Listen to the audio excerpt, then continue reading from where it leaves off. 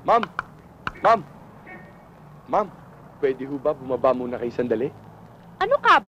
Bakit ako bababa? Ma'am, palagi ho ako nanonood ng TV. Palagi ko ho kayong pinapanood. Puro kalahating katawan na nakikita ko. Gusto ko lang naman ho makita yung buong katawan ninyo eh. Presko ka, ha?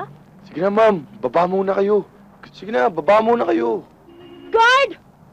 Guard! Saan ka pupunta? Anong... Gano'n ka alam doon? Okay na yan. Okay na yung dalawang yun eh. Ako na bahala sa'yo. Pagpunasan. Anong bahala? Sinusuhulan mo ako. Hindi mo ako makukuha sa suhol. May prinsipyo yung tao to. Baka hindi mo alam kung saan ako galing. Saan? Aba, galing ako sa... Napalaban ako ng panahon ng... Tatang, hindi na usip prinsipyo ngayon. Utang, okay na bahala. 20? Ano ako bibintihin? Hoy, may prinsipyo. Ganun, ha? Tingnan mo, ha? Sige nga, ha? Ha? Hoy, bastos. Dilat mo nga mga mata mo, ha? Tingnan mo kung pandak ako, kung malaki ang balakang ko, at kung sakang ako, ha? Sige nga, indilat mo mga mata mo. Wow! Ma'am, ang sexy-sexy ninyo. Para kayong balat ng makopa sa kinis. Ma'am, pwede mo ba makipagkilala? Excuse me, wala akong panahong makipagkilala sa isang napakabastos at napakapreskong katulad mo. Napakataray mo naman. Labi mo eh. Sasarap. Mamagapay ang uso mo. Napakalaswa ng dila mo. Guard! Guard! Bakit o, ma'am? Bukas, tanggal ka na sa trabaho. Ho? Naku naman.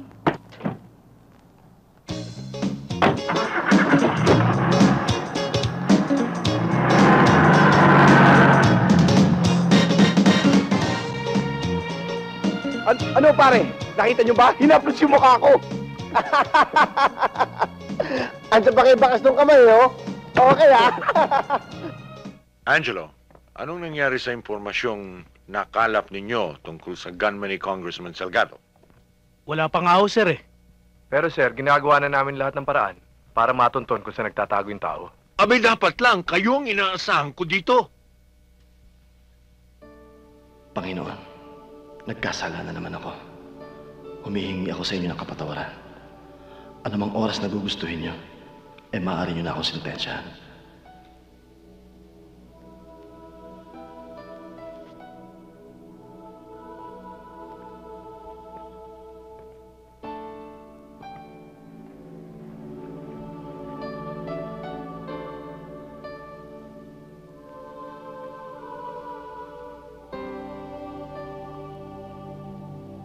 Lord, huwag mo nang patagalin pa ang hinihiling ko sa iyo. Sana magkita na kami ng kuya ko. Jack, pag nalaman niyang pulis ako, matutuwa siya. At ipagmamalaki niya ako. Kaya Lord, pasensya na kung nakukulitan ka na sa akin. Kasi, mahal na mahal ko ang kuya ko eh.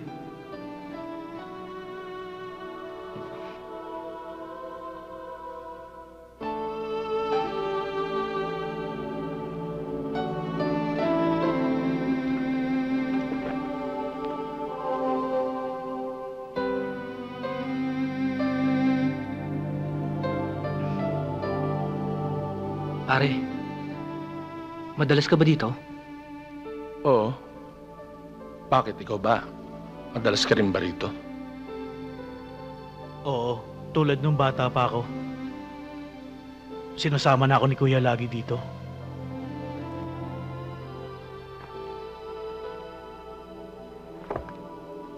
Pare, ingat ha. Mauna na ako, may lakad pa ako eh. Oo. Sige, ingat.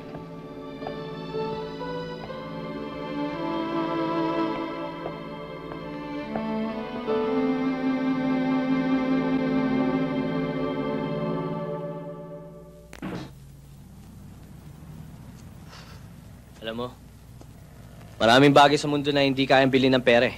Isa na dito ang prinsipyo. Lalo sa amin mahihirap. Nag-iisa yun na aming kayamanan na handa namin paglaban. Kilala kong papa ko, Jess. At hindi na rin kaila sa'yo ang mga ugali ng kapatid ko. Lalo na si Kuya Jack. Natatakot ako para sa'yo. Huwag kang mag-alala. Naniniwala pa rin naman ako sa batas eh. Batas? Ano ba nangyari sa lugar natin? Hindi ba lahat ng kagusto ni Papa ang nasusunod? Ano ba nangyari sa lahat ng mga kasong isinampa sa kanila? Hindi ba lahat na ayos? Hindi ba lahat nabayaran? Teka nga muna, masyado tayo nagiging seryoso niyan eh.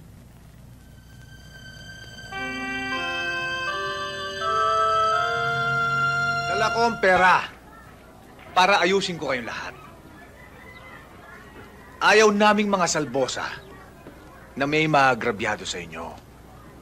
Gusto namin, pantay-pantay. Alam namin na walang may gusto ng karahasan dito. Hawak namin ang listahan ng mga pangalan taga rito. Tatawagin kayong isa-isa para pumirma. At bibigyan ko kayo ng tigi 1,000 piso.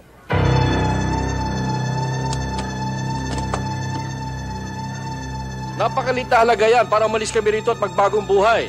Abay, may kita 30 taon na kami rito ah. Papalisin nyo kami rito? Eh, saan naman kami titira? Ito na nga lang barong-barong namin eh. Aalisin nyo pa. Hoy, tumigil ka! Ang liit-liit mo kung magsasagot ka. Akala mo... Bakit kayo? Malaki kayo? Kasi laki-laki kayo na kulangot eh. Tama na, bata lang yan. Hoy! Hindi kami pipirma dyan para tanggapin yung pera. Kailangan makausap muna namin si Mayor. Nag-aaksay lamang kayo ng panahon. Saan kayo magsusumbong? Saan kayo lalapit? Ayon sa mga dyaryo, magkakaroon ng agrarya ng bagong batas na magtuturo sa aming mga mahihirap na walang lupa.